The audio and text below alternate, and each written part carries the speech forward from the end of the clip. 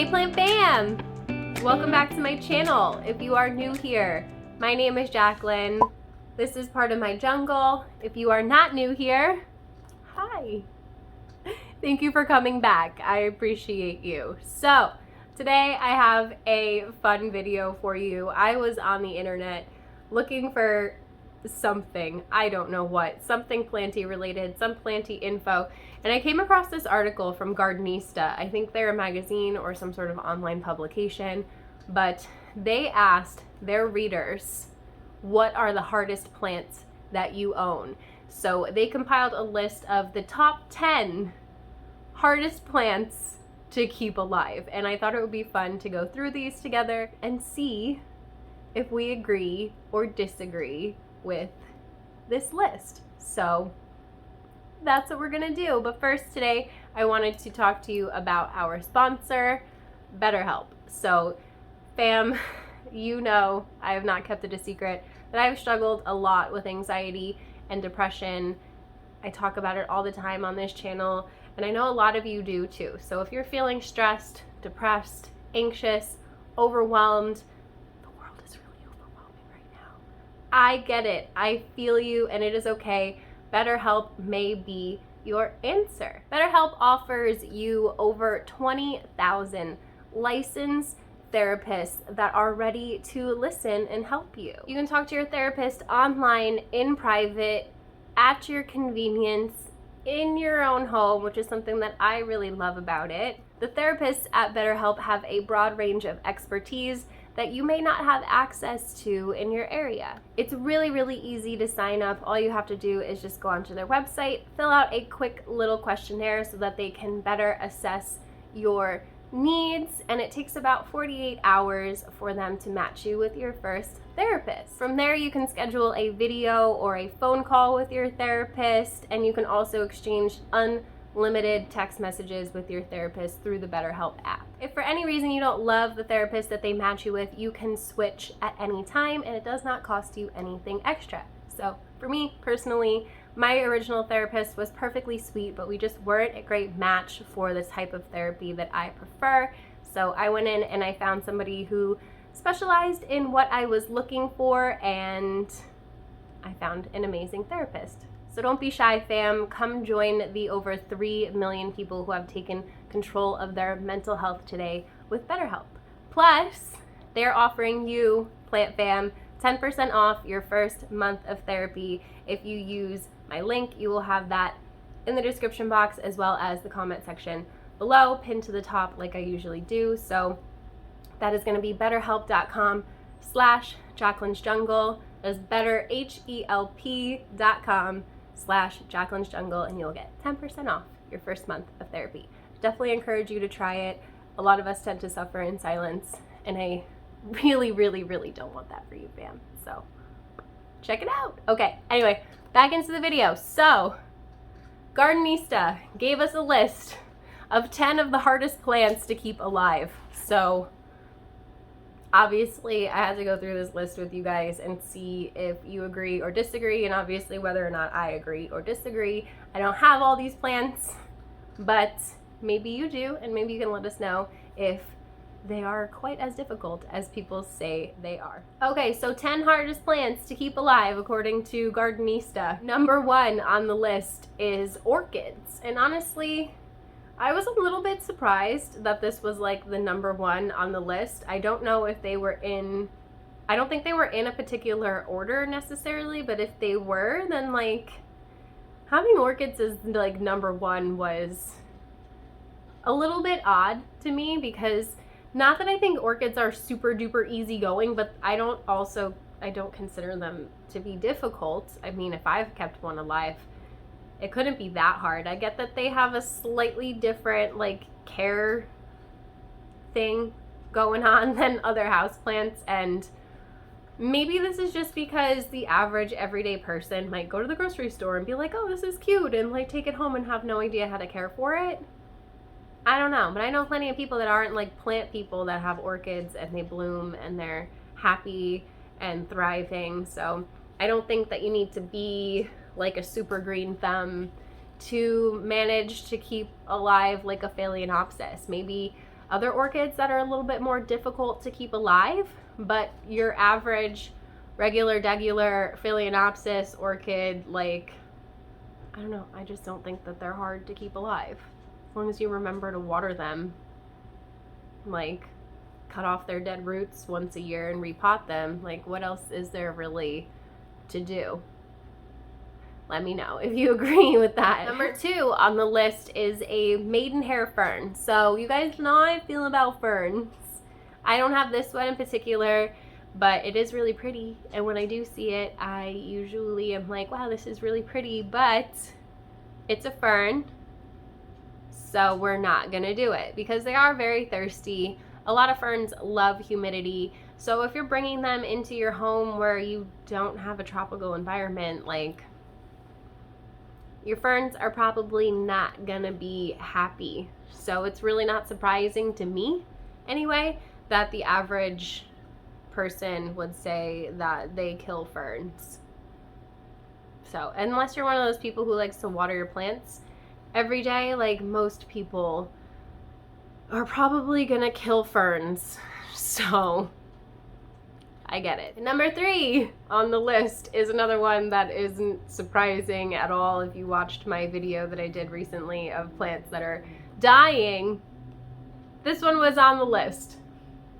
And it's the Fiddle Leaf Fig, Ficus lyrata. And I know a lot of you probably also just sighed with me because the Fiddle Leaf Fig just does not want to live for most of us. Mine is down to like 1 leaf. It was fine. Everything was fine. It was thriving for a long time. I was like, yay, look at me go, finally keeping a Fiddle Leaf Fig alive. And then I moved it here. They do not like to be moved, so it's dying. But I don't even have to ask you guys if you agree, because I'm sure the majority of you are going to agree that the Fiddle Leaf Fig is a royal pain in the butt. So there's that. Number 4 on the list surprised me as well because it's an African violet, and I don't know. I've had mine. It's thriving. It even bloomed for me for like months over the summer. It's in super bright light. I don't even water it that much, and when I do, I bottom water it. I literally just throw water in a container and then throw the plant in the container and call it a day. Like, it doesn't need to be watered very often. It doesn't seem to really want much from me, and it's pretty. It's got cute little fuzzy leaves and really pretty purple flowers. I know the flowers are different colors, but mine's purple and I like it. So, and I have 2 variegated ones and they're perfectly fine too. I have one in the greenhouse and one not in the greenhouse because I was curious to see the differences, if like the one in the greenhouse would do better. And honestly, the one in the greenhouse just stayed looking kind of cuter and like more compact because it's getting brighter light than the other one, probably. Like, I don't know, or more humidity. Do they like humidity? Let me know in the comments below if you know stuff about African violets, because I've just been like pretending that I know what to do with these plants the whole time. It's what I do with most plants. Because if you forgot and we need reminding, I'm not an expert and I am not a botanist. I am just a girl with a lot of plants trying to keep them all alive. So there is that. But yeah, I don't find the African violet difficult. So I was a little bit confused by this one. Let me know if you guys agree or disagree with number 4. Number 5, I get it. I totally get it. I get why this one would be on the list, and it's the string of pearls. So for me personally, the pearls are the easiest string of thing that I have that's like succulent, because string of hearts and like string of spades and things like that are really easy as well. But the string of pearls for me is the easiest when it comes to the what are they, Senecio? Is that their genus?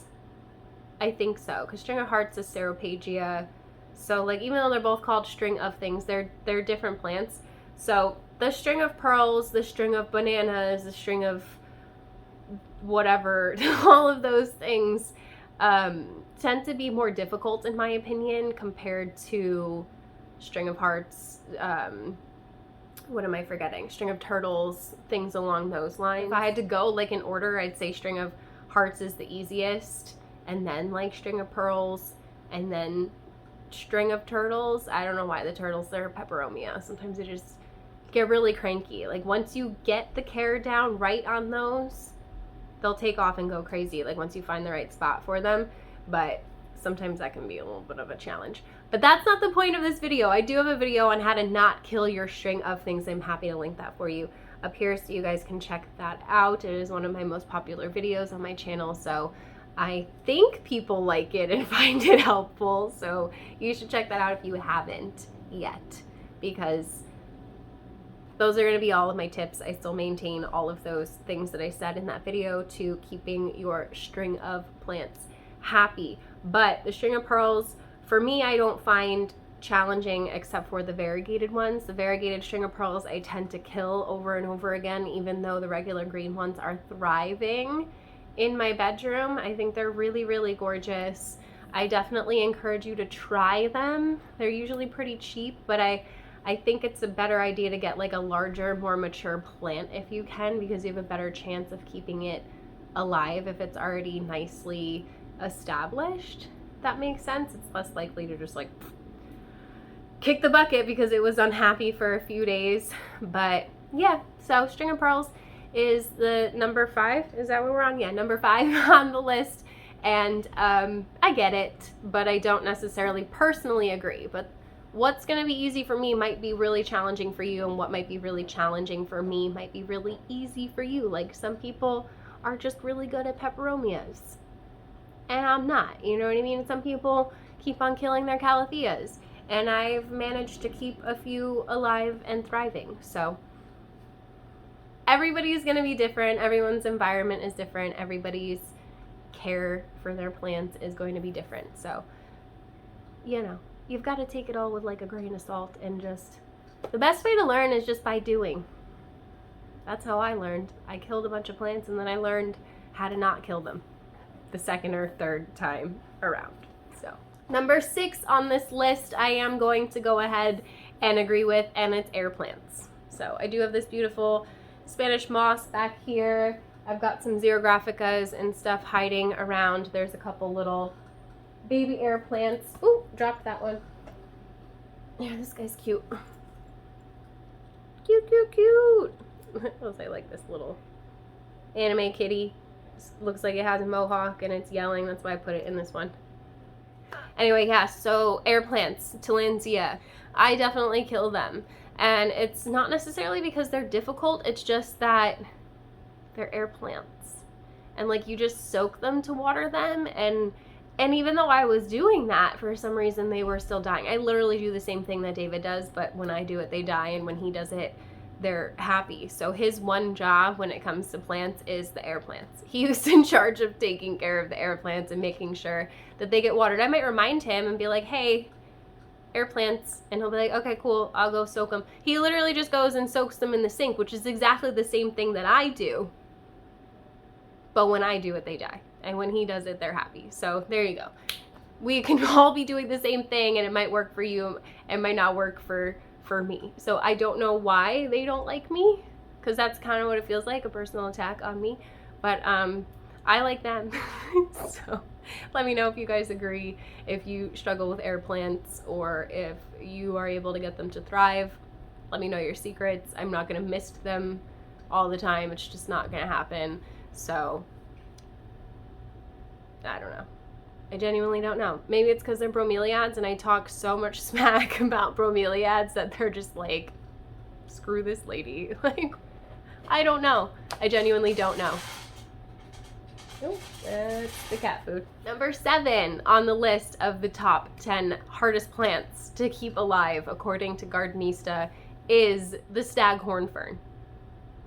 So from what I've heard, the Staghorn Fern is a little bit easier to keep alive than other ferns, but I just have not gotten one because I kill ferns. So I maintain the same thing I said about the Maidenhair Fern. Ferns just don't like me, which is unfortunate because I think they're pretty but I don't know. I don't know. But let me know in the comments below if you have any Staghorn Ferns and if you find them to be difficult, because I kind of want one. Like, it's a thing. Like, I'm afraid I'm gonna kill it. So maybe next time I see one of the little baby ones from Costa Farms, I'll snag it because they're like $5. And then if I kill it, I won't feel as bad because it was only $5. You know, I still always feel bad when I kill plants, but I try not to. Okay. The next two on the list, so number 8 and 9, are plants that I've never had, and it's a lemon tree and an olive tree. So it's 8 and 9 are lemon tree, olive tree. I have heard that olive trees can be difficult to grow. I would assume, especially like inside, like any tree would be hard to grow. But let me know in the comments below if you guys have tried to grow a lemon tree or an olive tree, and if you agree that they're difficult, because olive trees are really cute too, so I wouldn't be opposed to like having one, but I have heard that they can be difficult. So, and I don't know about, like, is the lemon citrus? I think so. I don't know if citrus trees are difficult or not. I don't know anything. I don't know anything about trees besides that, like, the names of some of them outside. That's it. And then the last one on the list, number 10. Shouldn't be surprising. I kind of take it personally a little bit because I was just mentioning that I like Calatheas. But a lot of people have a hard time keeping them alive. I have this little Calathea Zabrina that I picked up recently over here that I'm hoping I can keep happy because she is a little bit more finicky than other Calatheas. So I have a video about how to keep your thirsty plants happy. I can link it for you up here. But Calatheas are like definitely top of that list for most people. And my biggest thing is going to be make sure that you just pick one that's a little bit easier going. So I have the Orbifolia and the Makoyana, which is a nice, like, sturdier leaf. These ones are a little bit softer, which is usually an indication of a plant being a little bit more finicky. So definitely keep that in mind when it comes to Calatheas. I know a lot of you are going to agree that Calatheas are hard to keep alive and that you tend to kill them, but I like them.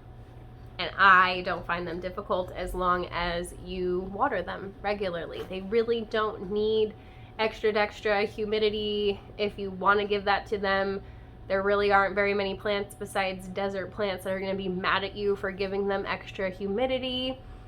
But they don't need it. They just need consistent watering. And if you water them consistently, you shouldn't have a problem keeping them alive. So there's that. That's the thing though. I've killed plenty of them before I figured out how to keep them happy. And like I said before, I think the best way to learn is just to do it.